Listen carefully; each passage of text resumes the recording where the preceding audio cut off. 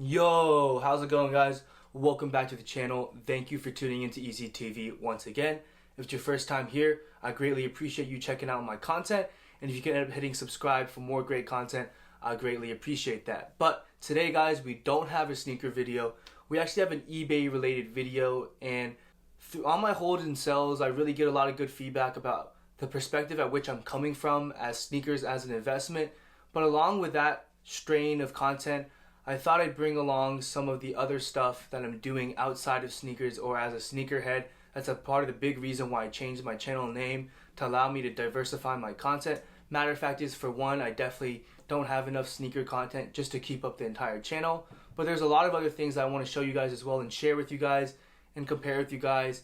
And I think is also going to be a great learning opportunity. And one of those big things is reselling via eBay. Now, I'm not talking about sneakers, I'm talking about literally everything but sneakers. I thought I'd show you guys how I made about over $5,000 worth of sales casually doing eBay in 90 days. Now, I want to put it right out there, by no means am I saying this is a large amount. There are plenty of people on YouTube who do this as their living, who make tons more sales than I do. And on top of that, there are plenty of people within my own Discord group that make many more sales than I do, whether that be in dollar amount or in quantity. But what I really want to stress here, and why I think it's a unique thing for me to feature, is that I've made just over $5,500 worth of sales over the course of about 114 sales, meaning that my average dollars per sale is about $48, meaning it doesn't take a lot of money to get into this. It's not like you have to drop as much of an investment to make sales here, right? Even when you're buying sneakers, you're paying $170, $200 per pair in order to make a profit. Here, I'm showing you that you can do it with less capital and still turn a profit. But I think this is a great thing for people right now, especially during quarantine, who are stuck at home looking for ways to produce revenue, to produce profit for themselves so they have an income. I think this is a great way to do it. Again, I picked it up casually doing it, just clearing stuff out of my closet. And now, right about the time I'm recording this video, is when I'm really starting to go out of my way looking for items to resell that have value, that are hot on the market. So I thought a good way to show you guys is not to show you all of my sales, as that would take forever, but I've picked out ones that I think are either a good learning point or show the kind of items that can sell on eBay, especially during this specific time with everything going on in the world. And then on top of that, as we go through each sale, I thought I'd provide some tips and tricks as well. So I'll be posting screenshots on this side of the screen all throughout the video. And the first one, as you can see, that's been up already, is the seller page on my eBay app. And I'm going to be looking down throughout the video. I've got my iPad here with all my information out so I can keep track with you guys and make sure I'm giving you guys good tips and tricks along the way as well. This is the seller page on the eBay app. This is the page I see the most. To be honest, I don't really use eBay on the desktop. Primarily, I'm on the mobile app. Now, I am on the desktop to print shipping labels and do other things where I want to be on the desktop, because there's some options you can't do on the seller app. So I'm on the desktop sometimes, but I'm mainly on the mobile app. This is the screen I see the most, which is going to show you your 90-day total with your active listings, your sold listings, and your unsold listings. Let's get into the sales, guys. I think that's one thing that's really going to make it easier to highlight what some things I'm selling are. First item, I picked this up from Marshalls, I remember. Patagonia Better Sweater Full Zip Men's Fleece Jacket in a size large. Listen, Patagonia is a well-known brand. Brand names carry value on a platform like eBay, especially when they're new with tag. You can definitely fetch them for a great amount, although you're going to want to be buying obviously less than retail. Again, I started doing this casually, so I wasn't exactly keeping all my receipts at the start and logging everything, which is something I've spent a lot of time doing recently. But I do remember that I picked this up at Marshalls for around 55 bucks or so, and I ended up selling it for 100 bucks with free shipping. So it was definitely a great flip. But brand names always do well, especially when it comes to apparel. Apparel is kind of tough on eBay unless it's a big brand name, and so Patagonia is definitely one of those. And definitely, even though it is more of a winter item, things like this, I definitely think it's more of an evergreen item as well, meaning that it has good traction all year round, just because it's a well-known brand that rarely has sales, and so people are always looking for deals on them. So 100 bucks right there. I was selling my old AirPods, so I picked up some AirPods Pros and didn't need my old AirPods. I had both for a while and realized I just wasn't using the regular AirPods, so why have it sitting around when I could be selling it for probably approximately 100 bucks? And what you see here is what I think is an important learning lesson, is that sometimes people will buy your item, and then because they click buy doesn't mean they paid you right away all the time. Sometimes they buy and then they have about a 48-hour period to actually pay you. and sometimes people don't follow through. And one big thing during this quarantine that we're seeing is on the seller side is that sometimes buyers will buy items and then realize that they shouldn't have made that purchase, or they don't need something, especially with everything going on in the world, how income is really tight for a lot of people. So then they realize they made a mistake and just end up don't paying. Sometimes they won't say anything. Sometimes they will be like, hey, can you cancel my item? Because eBay is such a well-known buyer-focused platform, sellers are really cautious with things like this. And so a lot of times when you're asked to cancel a sale, you should just do it on eBay anyway, regardless of whether you think it was correct, or whether it was your mistake or not. Sometimes you're forced just to cancel anyway. But I want to show you an example here where I put this up for auction, and they actually sold for $77 at first. Although I was bummed that it got canceled, they ended up selling later for more money, for 90 bucks. So sometimes showing you that because items get canceled doesn't necessarily mean that it's never going to sell for that much again. This is one of a few times where I've sold something and it ended up being sold for a little bit more. But electronics is definitely a great market as well on eBay, especially if you have the box, even if they're used and you just happen to keep the box. For big ticket electronic items and electronic items in general, they sell well on eBay. Next shot here, I have again another cancellation. As you can see at the bottom, the Canon DSLR lot. It's my old DSLR that I had for years now. I decided to sell, and that of course was a big ticket item, so I had a lot of scammers hitting me up to buy them. That ever happens, guys, where a seller is asking you to contact them through a cell phone number and an email address to pay them through some other method other than eBay, I highly recommend either calling eBay customer service to confirm if you're really not sure. Otherwise, I think you should just really ignore that, cancel them, block them. When it is too good to be true, it is too good to be true. That is the matter of fact. So for example here, you can see that I had an item listed and it sold for $449. A classic move scammers do for big ticket items, especially electronics on eBay, is if, for example, you have something listed for 400 bucks, sometimes they'll offer you $399. That's a good example of something that's too good to be true, something that you should be able to sniff out and realize is not right and just decline. But on top of that, on the top, we sold 2 Pokemon plushes. Again, Pokemon, brand name, huge following of Pokemon things, whether that be plush animals or trading cards. I actually picked those up from the Goodwill. I think they were about $1 each. Sold them for 20 bucks, so a great flip there. Again, these are things that you can go out to your local Goodwill and find. They don't exactly have to be limited things that you have to cop online. I'm trying to show you guys that. Next little page, we also have another Patagonia. Same situation as the other Patagonia. Bought it at Marshall's on discount. I think this one was about 45 bucks. Usually when I'm in a Marshall's or something, when I'm looking to flip, I'm mainly going to the clearance section. I find that at places like Marshall's, even though they're marked down, unless they're on clearance, they aren't at a low enough price point for me where I think I'm making enough of a margin. On the top, I have an example of something that I thought I was going to be able to make a profit from, but I ended up basically breaking even or making maybe like $1 or $2 off of, which is a Vornado humidifier, which I also picked up at a Goodwill. And I basically got my money back from that. I thought it was going to sell for a little bit more, but once I realized that shipping was a little more than I expected, which is a rookie mistake, I ended up basically breaking even.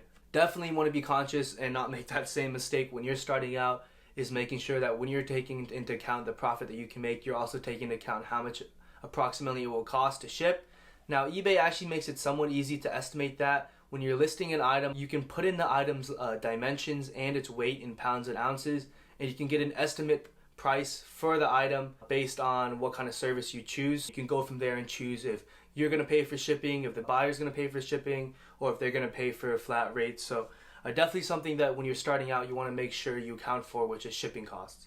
Again, harping on that video game theme, I used to own a Wii. It's been sitting in my closet since I've gotten a Switch. I've never touched it. And so I lotted up some of my old GameCube and Wii games, put them in a lot and sold them. 45 bucks there for games that I was never going to touch. Old console games, meaning, right, we're on the Switch right now. Wii was the old console from Nintendo.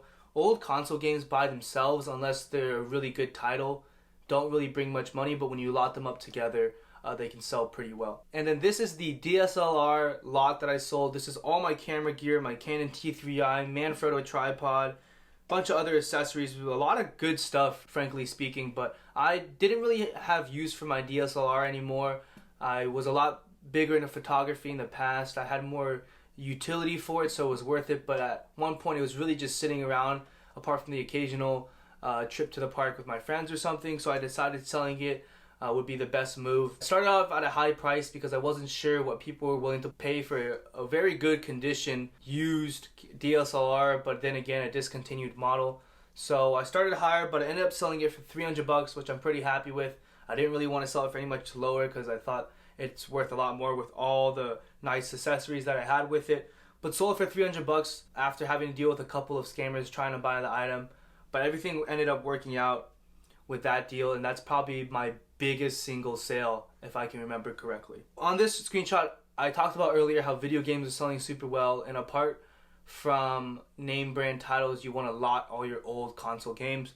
And a good example of one of those titles is Super Mario Sunshine from the Nintendo GameCube. The way I found that out was even if you don't have knowledge of games or old games or things like that, just go to eBay, look up your item, and then under the filters click sold items. You can see what they've sold for. That's what we really want to care about. Apart from just the active listings, they don't always tell the whole story. And on the top, we have a Manfrotto Pixie tripod. This was actually included in my DSLR T3i lot, and I actually forgot to include it in the box when I shipped it out, and I just totally forgot. I didn't mean to do it. And so this is a good example of customer service is super important as a seller on the eBay platform. Feedback is extremely important compared to other platforms, and so one good thing you want to do is when you have a mistake like that comes up, most of the time if you do a good job at communicating that with the seller, they usually will be pretty okay with that. What I did is I said, hey, I really forgot to include this. I already shipped out your item. Can I offer you a $10 PayPal refund for this and call it a day? And they said, yeah, totally, that's fine. Especially because it was a part of a lot with another tripod in it as well. I didn't think they would care that much, but especially because I reached out and offered a refund off the bat, I think that made it definitely a positive customer service experience. But on top of that, I ended up selling you $15 anyway. So I was able to leverage that moment not only to deserve some good customer service, but then turn that around and sell the item anyway since it was a Manfrotto branded accessory. Next one is these soup mugs. Now, these 4 soup mugs I picked up from AC Moore, which is kind of like a Michael's craft store, and they're going out of business. They were closing, and I just went in there to see if there's anything I could flip. Was looking for things, wasn't sure I could find anything. Ended up finding these and picking them up for about, I think, $1.50, $2 each, and selling them for $12 with free shipping each. A great flip, right? This isn't anything super hype. This is a commodity, but this is something where in the month of February when I sold it, people were going to want, you're drinking soup in warmer months. Simple item, something that I can offer at a competitive price because I bought it so cheap due to a store closing sale. I ended up selling all 4 of them. Water break. So I told you we aren't really talking about sneakers in this episode, but those are definitely something you can sell on this platform. I picked up a pair of Reebok Classics on a discount.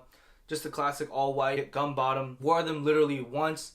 Decided I didn't really need them anymore. One, because I have enough all white shoes and I didn't find these super comfortable. So I basically sold them for a few bucks over what I bought them for. Basically got my money back after everything was said and done. If you checked out my NMD R1 V1 versus V2 comparison video, at the start of the video I included a quick little unboxing of products I got from Finish Line, which were these Jason Mark Repel shoe sprays and instant shoe cleaner. These are originally retail for $16, were marked down to $10 on Finish Line, and then they had an additional 60% off sale. So I ended up picking all of these up for basically less than $5, including shipping and fees and everything and tax. So I ended up selling them for around $15 or so with free shipping. Again, this is an example of a product that over time is just going to sell well. People are going to buy this, but I can offer it at cheaper than retail price, meaning people are going to be incentivized to come buy with me. And so that was a great little thing for me. Ended up buying, I think, 5 of each and sold out of all of them. Another example of a gaming device or an accessory, Guitar Hero. Again, like I said, this is with all the Wii stuff I had sitting in my closet. Was never going to use it. Big thing with the Guitar Hero guitars, guys, if it's not the Wii version, if it's a battery-powered version, in general, you want to make sure you go check that the battery compartment's not corroded. Apart from that, you're good to go as far as selling it. I put this up at auction, went for $33. But that's it, guys. I just wanted to show you some of the sales to kind of give you a good overlook of the things that I've been selling on eBay. Let me know if you guys are selling anything on eBay, if you've picked up anything expressly for that purpose, or whether it be cleaning out your closet. And definitely, if you could hit that thumbs up button, it'd be greatly appreciated. This is something that I definitely want to share with you guys as far as making a little extra money goes, but I also think it's something that anybody can do and might look a lot more daunting than it actually is. So that's it for the video, guys. I hope you enjoyed on how I made $5,000 casually selling things on eBay in 90 days, as well as some tips and tricks to go along with it. If this is something you enjoy, please let me know. I definitely want to continue doing things like this. But be on the lookout for a series that is going to be coming soon, showing you guys things, like I mentioned, that are hot on the resale market, that aren't sneakers, that aren't, exactly super hype items, or things like Nintendo Switches and dumbbells and weights, which are doing well right now. And I've actually got a really interesting thing coming in that's reselling for more than it is retail. But stay tuned, guys. Thank you for watching, and as always, just take it easy.